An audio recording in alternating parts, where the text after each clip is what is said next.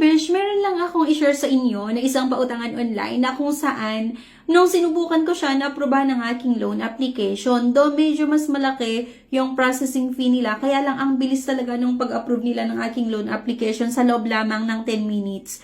Nag-message na sila sa akin, approve nga daw ang aking loan application. So sa pautangan na ito, pwede ka nga daw makahiram sa kanila ng 1,000 hanggang 20,000 pesos. At ayun nga, approval time ay 5 to 10 minutes. Malalaman mo nga kung approve or declined ang inyong loan application. At ayun na nga mga besh, isang valid ID lang din yung requirements. Pwede ka na nga daw makautang sa kanila. So okay naman kasi na-approvehan ng aking loan application. And ayun, para nga sa mga pang-emergency na pangangailangan. Pero yun nga, sana wag kayong mangutang kung para lang sa mga luho. Okay?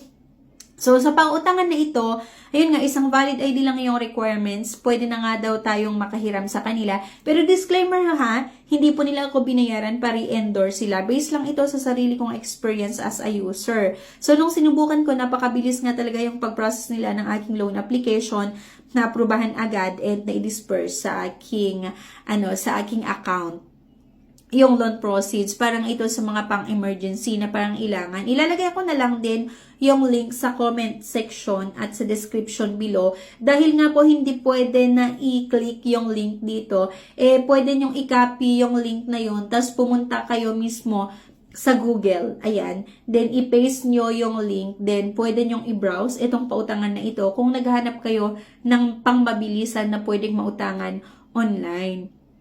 Okay? Pero disclaimer lang ha, hindi po nila ako binayaran para i-endorse sila.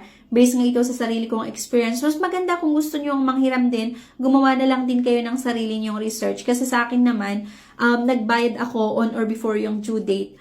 Kaya wala akong na-experience na hindi maganda sa kanila. So, ayan. Pero wala pa naman ako naririnig kasi na parang nagreklamo sa pautangan na ito so far.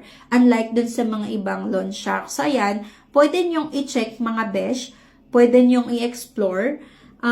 Pwede nyong i-check nga kung okay ba siya para sa inyo. So, may option din naman tayo kung gusto niya. Halimbawa, nag-apply kayo, tapos nakita nyo na medyo malaki pala yung processing fee, pwede nyong hindi ituloy. Pero kung sa tingin nyo okay naman, kaya nyo namang bayaran, okay lang naman sa inyo, pwede nyo ang masubukan kasi mabilis nga silang mag-approve ng ating loan application kagaya ko. So, ayun lang mga besh. I-check nyo nga yung link sa comment section at sa description below.